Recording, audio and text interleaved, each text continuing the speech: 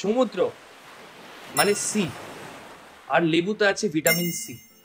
এর মধ্যে একটা গভীর সম্পর্ক আছে, কি জানেন? 16 থেকে 18 শতাব্দীর মধ্যে অলমোস্ট 2 লাখ সেলার বা নাবিক মারা যায় এই ভিটামিন সি অভাবে। জেমস লিন্ড বলে এই ভদ্রলোক এটাকে আবিষ্কার করেন। উনি দেখেন যে যেসব সেলাররা লেবু বা লেবু জাতীয় জিনিস খাচ্ছে না, তাদের মধ্যে একটা রোগ হচ্ছে। কি রোগ? মাসেলে ক্র্যাম্প, প্রচন্ড দুর্বলতা, মাড়ি দিয়ে ব্লিডিং, আর এমনকি মৃত্যুও পর্যন্ত হচ্ছে। তো সেখান থেকে শুরু হয় ভিটামিন সি এর রহস্য।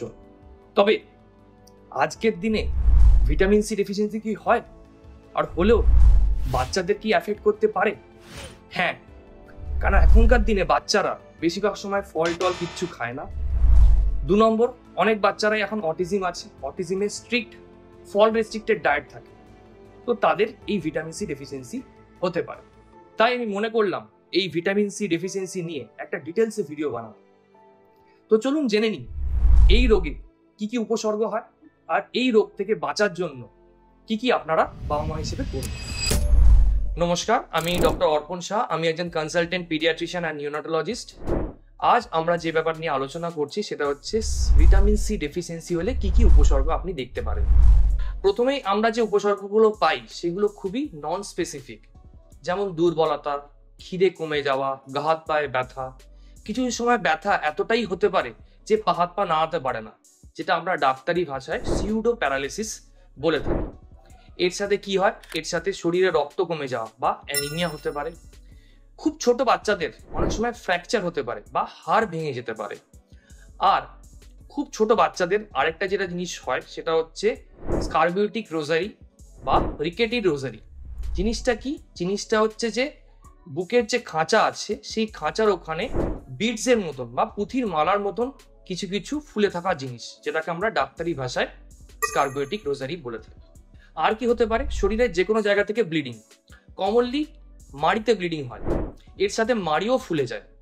আর চামড়ায় ব্লিডিং হতে পারে, যেগুলো ডাক্তারি ভাষায় আমরা পেটিকি পাতপুরা বলি। খুব স্পেসিফিক একটা সিমটম হচ্ছে যে লোমকূপের চারিপাশে ব্লিডিং, যেটা হচ্ছে পেরিফলিকুলার হেমোরেজ। এইসব উপসর্গগুলো দেখা দেয়। তাহলে কমনলি বলতে হচ্ছে মাড়িটারি ফুলে যাওয়া, দুর্বলতা, আর শরীরের যে কোনো জায়গায় ব্লিডিং একটা ইম্পর্টেন্ট সিমটম। এরপরে চলুন জেনে নিই যে ভিটামিন সি ডেফিসিয়েন্সি যাতে না হয় তার জন্য কি করবেন, আর ডেফিসিয়েন্সি হলে কি করবেন। ডেফিসিয়েন্সি হলে অবশ্যই ডাক্তারের পরামর্শ নেবেন। বেশিরভাগ সময় আমরা ভিটামিন সি ট্যাবলেট প্রেসক্রাইব করি। আর যাতে না হয় তার জন্য কিন্তু আপনাকে সাইট্রাস ফুড বা লেবু জাতীয় ফল খেতে হবে। এর মাঝখানে একটা জানা উচিত যে প্রতি কটা মানুষের ভিটামিন সি প্রতিদিন কতটা লাগে। বাচ্চাদের আর এমনি হেলদি অ্যাডাল্টসের মোটামুটি 40 থেকে 60 milligram per kg per day vitamin C প্রয়োজন পড়ে। প্রেগনেন্সির ক্ষেত্রে এর রিকোয়ারমেন্টটা ডাবল হয়ে যায়, মানে per day 80 milligram per kg per day এই হিসেবে লাগে। আর যে মায়েরা বুকের দুধ খাওয়াচ্ছে তাদের 120 মিলিগ্রাম মানে 3 গুণ পর্যন্ত ভিটামিন সি প্রয়োজন। চলুন জেনে নিই কোন ফলে কতটা ভিটামিন সি পরিমাণ থাকে। মুসাম্বি লেবুতে মোটামুটি 50 মিলিগ্রাম মতন ভিটামিন সি থাকে। অরেঞ্জ বা কমলা লেবুতে 55 মিলিগ্রাম পর্যন্ত থাকে।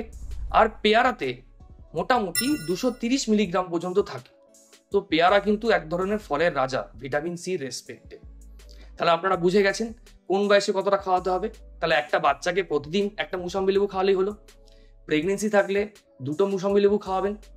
আর যে মারা ল্যাকটেটিং আছে তাদেরকে অবশ্যই একটা পেয়ারা খাওয়াবেন। শুধু একটা ফলের উপর নির্ভর করে থাকবেন না, ঘুরিয়ে ফিরিয়ে সবকিছুই কিন্তু বাচ্চাকে খাওয়াতে হবে। আশা করি এই ভিডিওটা আপনাদের হেল্পফুল হলো।